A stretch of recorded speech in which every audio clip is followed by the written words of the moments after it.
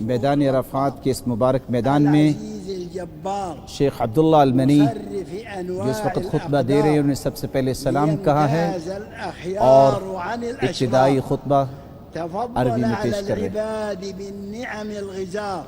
اس رب کی تعریف ہے جس نے سب کو نعمتوں سے نواز رکھا ہے، اور اللہ عز و جلال اپنی مخلوق پہ چند ایسی مصیبتیں اتارا کرتے ہیں جس سے ان کے درجات کو بلند کرنا مقصود ہوتا ہے۔ اور میں گواہی دیتا ہوں کہ اللہ کے سوا کوئی معبود برحق نہیں، اور وہی سب تدبیر کرنے والا ہے پوری کائنات کی۔ اور میں اس بات کی گواہی دیتا ہوں کہ محمد صلی اللہ علیہ وسلم اللہ کے سچے رسول ہیں،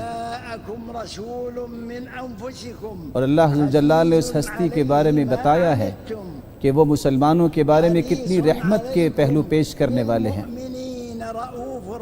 اور مومنوں کے ساتھ رؤوف الرحیم کا وصف بھی اللہ تعالیٰ نے اسی ہستی کے بارے میں بیان کیا ہے۔ اللہ اس ہستی پر رحمتوں کا نزول فرمائے، اور اللہ عز و جلال ان پر بھی رحمتوں کا نزول فرمائے جو اللہ کے رسول کے ساتھی تھے، جنہوں نے کائنات کی سب سے بہترین مثالیں پیش کی کہ خیر خواہی کو معاشرے میں کیسے پیش کیا جاتا ہے۔ اے مسلمانوں، میں تمہیں تقوی کی وصیت کرتا ہوں، اور یہی وہ وصیت ہے جو پہلوں اور پچھلوں کو کی گئی۔ اللہ عز و جلال کا فرمان ہے، یہ وصیت کی اللہ ہم نے تم سے پہلے لوگوں کو اور تمہیں بھی، ان اتقوا اللہ، کہ تم اللہ سے ڈر جاؤ، اور اگر تم نے ناشکری کی تو یاد رکھنا پھر بھی یہ کائنات کا مالک اللہ ہی ہے، اور اللہ غنی ہے اور تعریف کیا گیا ہوا ہے۔ تقوی ہی ایسی نعمت ہے جس سے برکات نازل ہوتی ہیں، اور اسی سے ہی مصیبتیں دور ہوتی ہیں۔ اللہ عز و جلال کا فرمان ہے، جو تقوی اختیار کرتا ہے مصیبتوں سے نکلنے کی راہ اسے میسر آ جاتی ہے۔ یہی وہ تقوی ہے جس سے انسان ہر اطاعت کے لیے کھنچا چلا جاتا ہے۔ سب سے بہترین تقوی کی جو خصلت ہے کہ وہ اللہ کی توحید کو خالص کیا جائے، اور صرف اللہ عز و جلال کو ہی عبادت کے لائق سمجھا جائے، اور اس کے سوا کسی کو پکارا نہ جائے، نہ کسی کے سامنے کوئی اپنی التجاؤں کا رخ کیا جائے، نہ ہی قربانی اللہ کے سوا کسی اور نام کی ہو سکتی ہے، اور نہ ہی کوئی چیز پیش کی جا سکتی ہے سوائے اللہ عز و جلال کے نام سے، کیونکہ اللہ عز و جلال کا فرمان ہے، عبادت اس رب کی کرو جس نے تمہیں پیدا کیا، اور اللہ عز و جلال نے اس لیے تمہیں پیدا کیا کہ تم اس کی عبادت کر کے متقی بن جاؤ، اور عبادت اس کی کرو اور شرک نہ کرو۔ اور اللہ عز و جلال کا فرمان ہے، یہ اس لیے کہ اللہ کے سوا کوئی عبادت کے لائق نہیں، خالق کل شیء، وہی پوری کائنات کا خالق ہے، اور وہی ہر چیز پر قادر ہے۔ اور اللہ عز و جلال کا فرمان ہے، فرما دیجئے کیا میں اللہ کے سوا کسی اور کی عبادت کروں؟ ایسا نہیں ہو سکتا، میری طرف تو وحی کی گئی ہے، اور مجھ سے پہلے بھی اور مجھے بھی یہ وحی کی گئی کہ اللہ کو چھوڑ کر اگر کسی کی عبادت کی گئی تو یہ خسارے کا پہلو ہوگا، اور اللہ کی عبادت کیجئے اور شرک کے قریب نہ جائیے۔ اور یہی توحید کی گواہی کا مقتضا ہے کہ ہم اللہ عز و جلال کی عبادت کے سوا کسی اور کو عبادت کے لائق نہ سمجھیں، اور اللہ عز و جلال کے سچے رسول محمد الرسول اللہ کو قابل اطاعت سمجھیں۔ وہ ہستی ہیں، وہ اللہ عز و جلال کے آخری پیغمبر ہیں جن کو خاتم النبیین کہا گیا ہے۔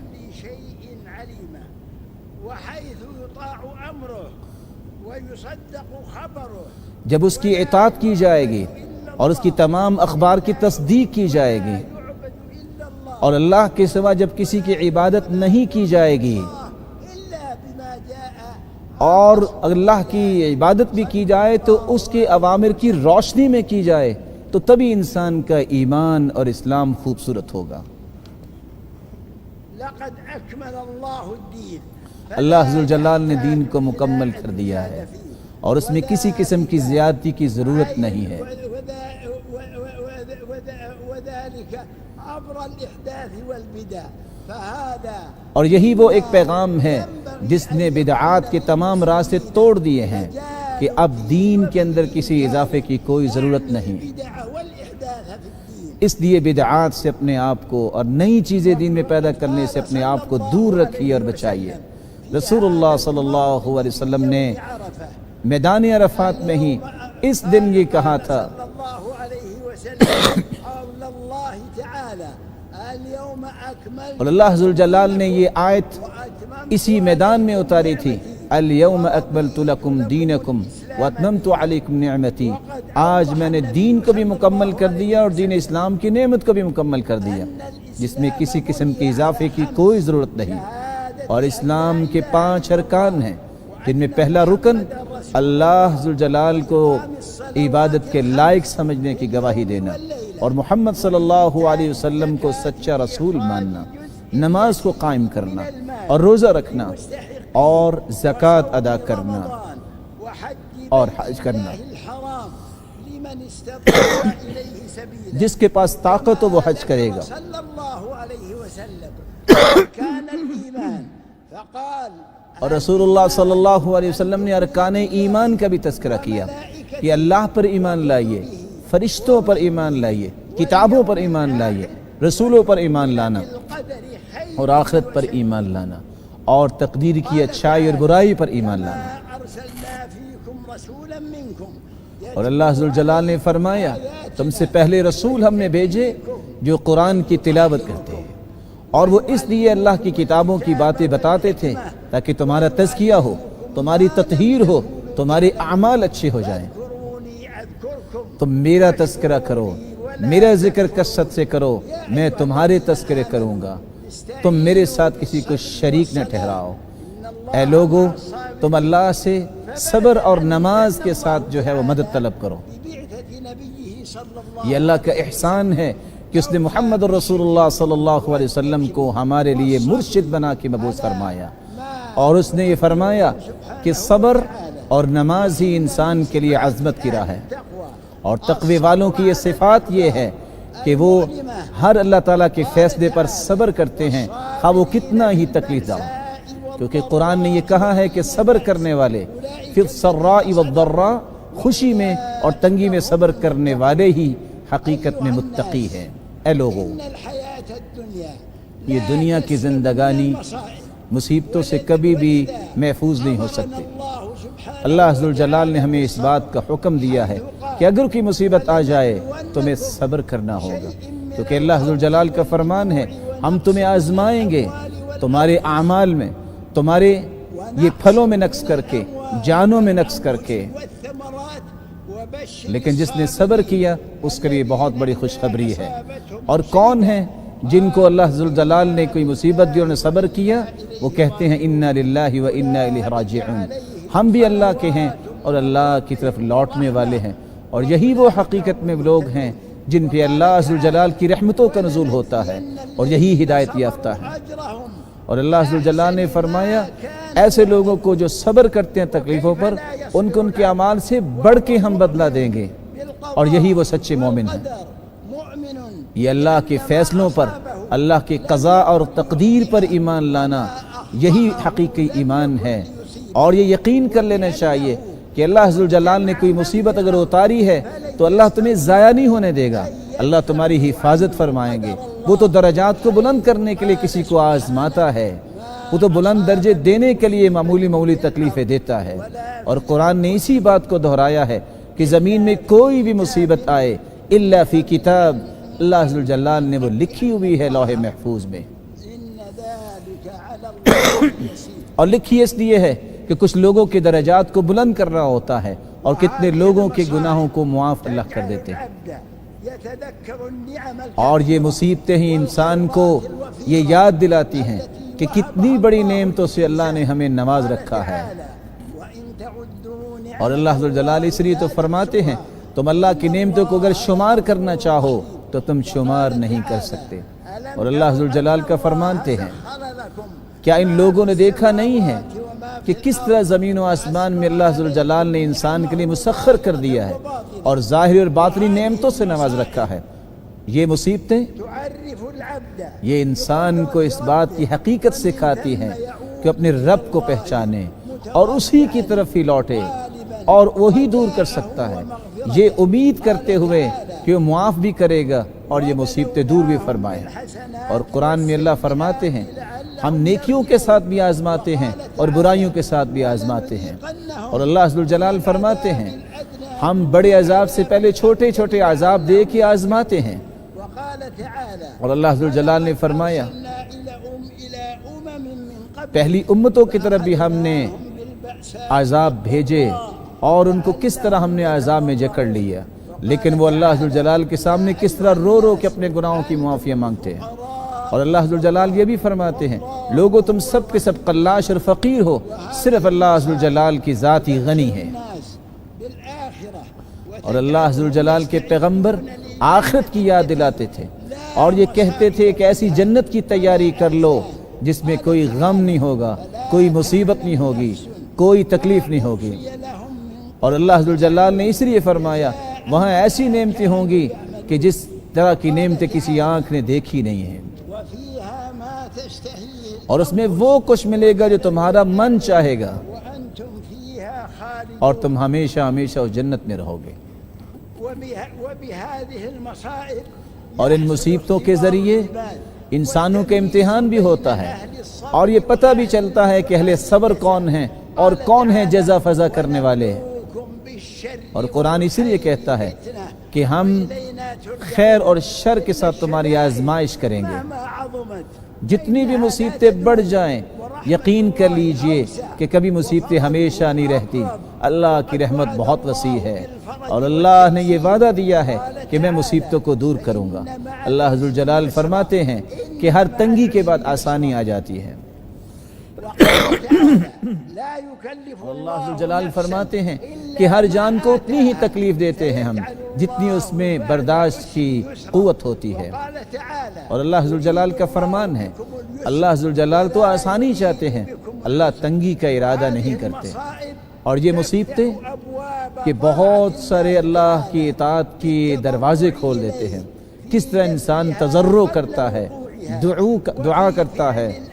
اور نازل ہو جانے کے بعد بھی اس کو دور کرنے کی التجائیں اللہ کے سامنے کرتا ہے، وقد اور آنے والی مصیبتوں سے بھی اللہ تعالیٰ سے پناہ مانگتا ہے۔ بعدد من الإجراءات اور اللہ ذو الجلال کے پیغمبر نے کس طرح خوبصورت طریقے سے یہ پہلو بتائے ہیں، التوجيهات الإلهية کیسے اللہ ذو الجلال نے بھی اس بارے میں مومنوں کو بتایا التعامل مع المصائب جب مصیبت آ جائے تو مومنوں کو کیا کرنا چاہیے، والاقتصادية جب مال میں کوئی مصیبت آ جائے رغد العيش تو للخلق کس طرح اس مصیبت سے نکلا جا سکتا ہے۔ أن الشريعة الإسلامية رغبت في الاكتساب والإنتاج شریعت نے یہ بات بتائی ہے جس کو اللہ ذو الجلال نے اتارا ہے کہ تم خود کمائی کرو، تجارت کرو، لیکن بیع و شراء کے پہلوؤں کو اختیار کرو جو جائز ہے، اور سود کو اس لیے اللہ نے حرام قرار دے دیا اور اس لیے فرمایا کہ تم اپنے مال کی حفاظت کرو اور لوگوں کے مالوں کو لوٹنے اور اس کو حاصل کرنے کی باطل طریقے سے کوشش نہ کرو، اور جو تم نے عہد و پیمان کیے ہیں ان کی پابندی کرو۔ ونظمت التعاون والتبادل التجاري وأمرت بسداد الديون اور یہ بھی فرمایا کہ تم پہ قرض ہو تو اس کو ادا کر دیا کرو، اور فرمایا کہ اسراف و تبذیر سے بھی اپنے آپ کو بچاؤ، اور فقیروں پر مال کی زکوٰۃ دیا کرو، اور صدقات بھی اللہ کی راہ میں پیش کیا کرو، اور خصوصاً مصیبتوں کے ایام میں کثرت سے صدقات کی اللہ کی راہ میں پیش کیا کرے۔ اور اللہ ذو الجلال نے فرمایا اوفوا بالعقود، جو تم نے عقود کیے ہیں ان کی پاسداری کرو۔ اور اللہ ذو الجلال نے فرمایا کہ نہ تم تبذیر و اسراف کرو نہ بخل کرو، بلکہ میانہ روی سے اپنی زندگی گزارو۔ اور اللہ ذو الجلال نے یہ بھی فرمایا کہ بیع و شراء تو حلال ہے لیکن سود حرام ہے۔ اور یہ بھی اللہ ذو الجلال نے فرمایا کہ آپس میں مالوں کو باطل طریقے سے نہ کھاؤ، ہاں تجارت جو ہے اس کے طریقے سے تم مال کو حاصل کرو جو جائز طریقے ہے۔ اللہ ذو الجلال نے یہ بھی فرمایا کہ جب تم بیع و شراء کرتے ہو تو گواہ بنا لیا کرو، اور تم وزن کر لیا کرو اور پیمائش کر لیا کرو۔ للمتقين اور اللہ ذوالجلال نے یہ بھی فرمایا تھا کہ جنت اللہ نے ان لوگوں کے لیے تیار کی ہے جو متقی لوگ ہیں، ایسے لوگ جو اللہ کی راہ میں خرچ کرتے ہیں، خواہ وہ خوشی کی حالت میں ہوں یا غمی کی حالت میں ہوں۔ ببر الوالدين شریعت نے اس بات کا بھی حکم دیا کہ والدین کا خیال کرو، صلہ رحمی کرو، وحسن تربية الأولاد اور اپنی اولاد کی اچھی تربیت کرو، والترابط والتآلف اور مسلمانوں کے آپس میں ترابط کو مضبوط بناؤ، وأعطت لكل واحد من الزوجين اور زوجین کے حقوق کو بھی بیان کیا کہ وہ بھی پورے کرو، اور مسلمانوں کے حقوق اور انسانوں کے حقوق، مرد اور عورت کے اور بڑے اور چھوٹے کے حقوق کو بھی بیان کیا۔ اگر کوئی بیمار ہے تو اس کے حقوق بھی، اور اگر کوئی بیمار نہیں ہے بلکہ صحت مند ہے تو اس کے بھی حقوق کو بیان کیا ہے، اور ان تمام حقوق کی پاسداری کی جائے، كما أمرت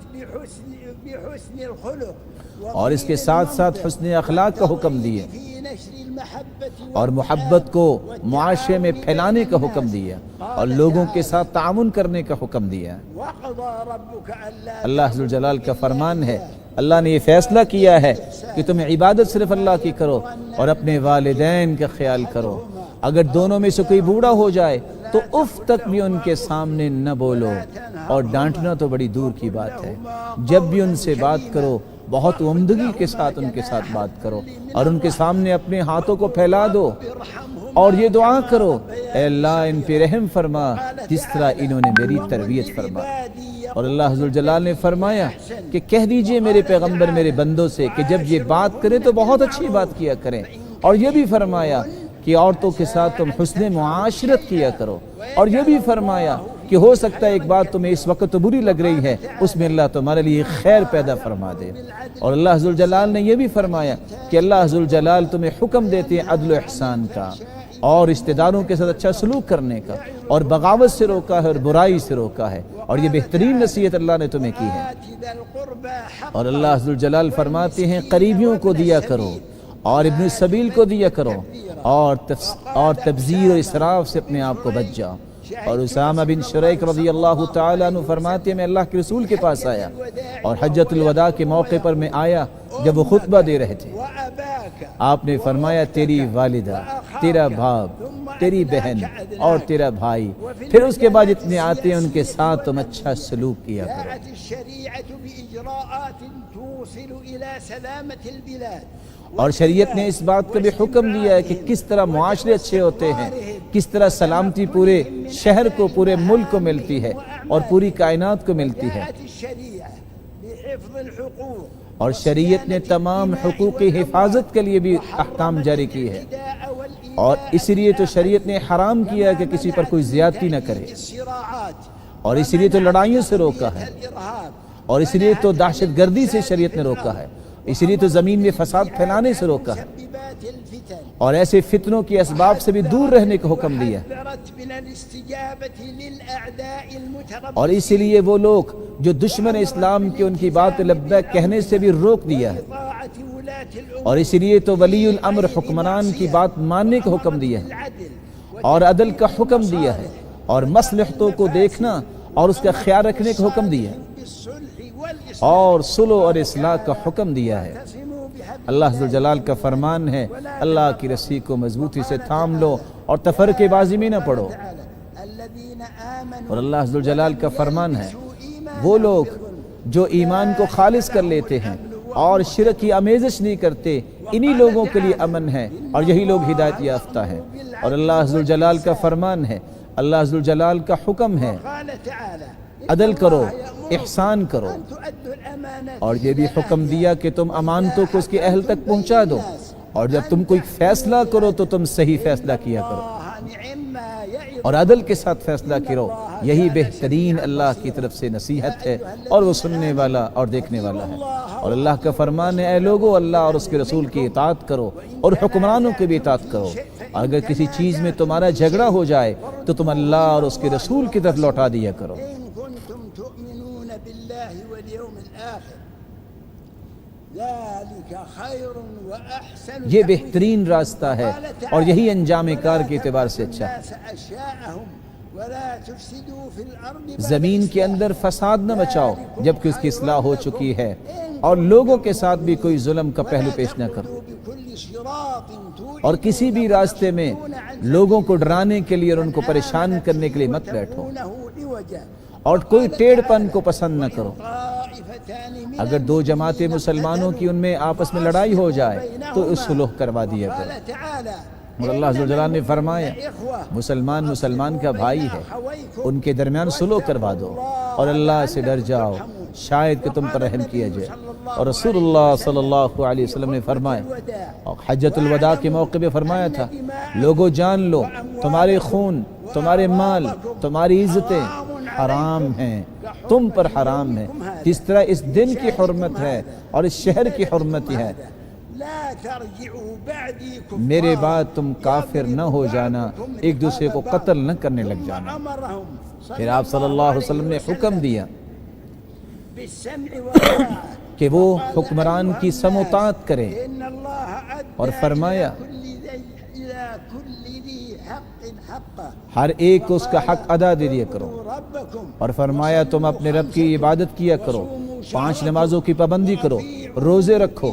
اور اپنے ولی الامر حکمران کی اطاعت کرو، اور تم اپنے رب کی جنت میں داخل ہو جاؤ۔ وقد جاءت الشريعة الإسلامية بتوجيهات طبی اعتبار سے بھی شریعت نے توجیحات سے نوازا ہے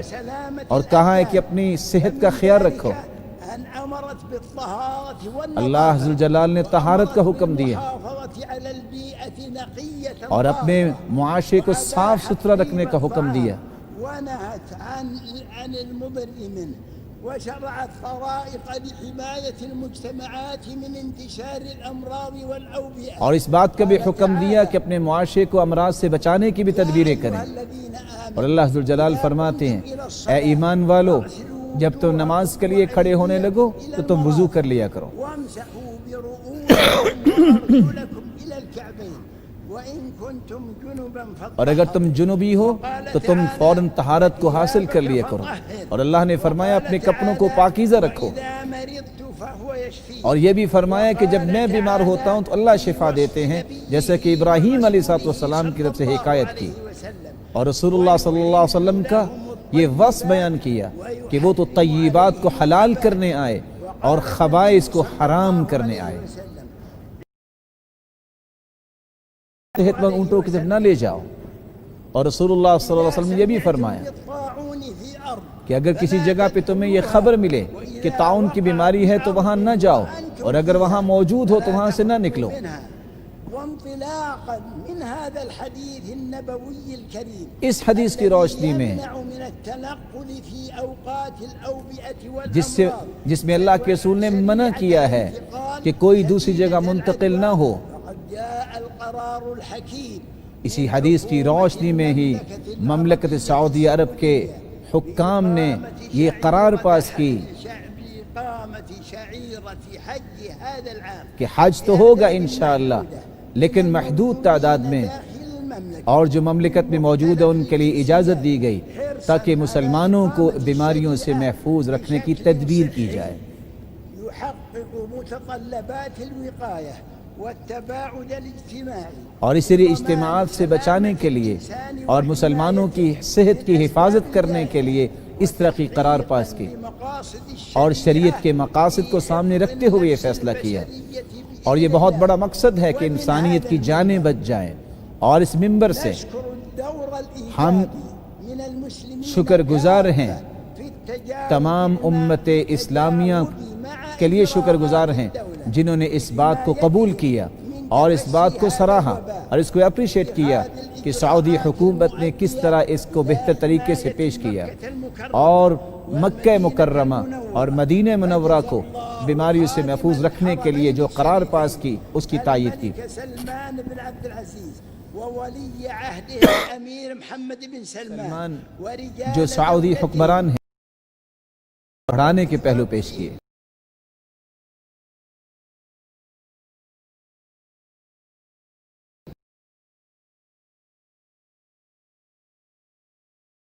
شر كل من أراد بهم سوءا اللہ عز و جلال ان کو ہر اس شرارت سے بچائے جو بھی شرارت سوچتے ہیں یا اس کے بارے میں قصد کرتے ہیں۔ لنفسه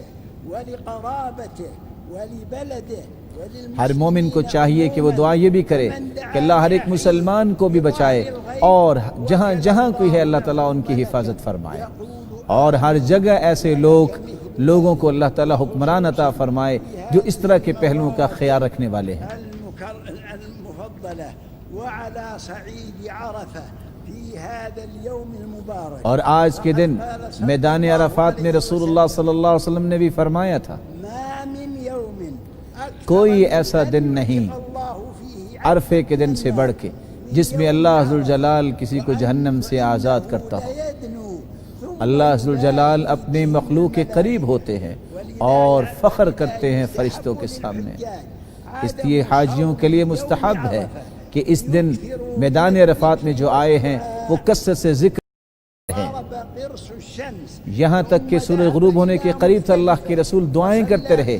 ذکر کرتے رہے۔ پھر آپ مزدلفہ جا کے مغرب اور عشاء کی نماز پڑھی اور جمع کی، اور 3 رکعتیں مغرب کی اور 2 رکعتیں عشاء کی پڑھی۔ ثم دعا الله إلى أن أسفرت ثم پھر اللہ کے رسول نے صبح کی نماز پڑھی اور پھر دعا کی، اور پھر مینا گئے، پھر 7 کنکریاں وحلق جمرات میں 7 کنکریاں پھینکی، بالكعبة پھر آپ صلی اللہ علیہ وسلم نے قربانی کی، اور پھر اللہ کے رسول صلی اللہ علیہ وسلم نے اپنے سر کے بال منڈوائے، اور آپ نے بیت اللہ کا طواف کیا، پھر آپ واپس پلٹ کے آئے، آپ مینا میں آئے، اور 3 دنوں میں آپ یہ کنکریاں مارتے رہے، اور آپ صلی اللہ علیہ وسلم جب حج سے فارغ ہوئے تو آپ نے پھر بیت اللہ کا طواف کیا۔ من أعظم ما تستجلب به الخيرات پھر اللہ، والنعم اے مسلمانوں،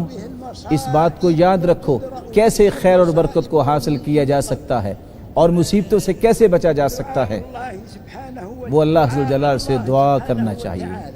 فقد قال وإذا کیونکہ اللہ ذوالجلال کا فرمان ہے جب بھی مجھ سے کوئی دعا کرے گا میں بہت قریب ہوں، جب بھی مجھ سے کوئی دعا کرتا ہے میں اس کی دعا کو قبول کرتا ہوں۔ ادعوني أستجب اور اللہ ذوالجلال کا فرمان ہے تم مجھ سے مانگو میں تمہیں عطا کروں گا۔ يا أيها المسلمون اے مسلمانوں، الله اللہ ذوالجلال سے دعا کیجئے اخلاص کے ساتھ، تضرع کے ساتھ، اور یقین کر کے دعا کیجئے کہ اللہ قبول فرمائیں گے، اور دعا پہ آمین کہیے۔ بغيركم اللهم ارفع الوباء اے اللہ وبا کو دور فرما، بیماروں کو شفا دے دے۔ والعاملين بمجال الأمراض والطب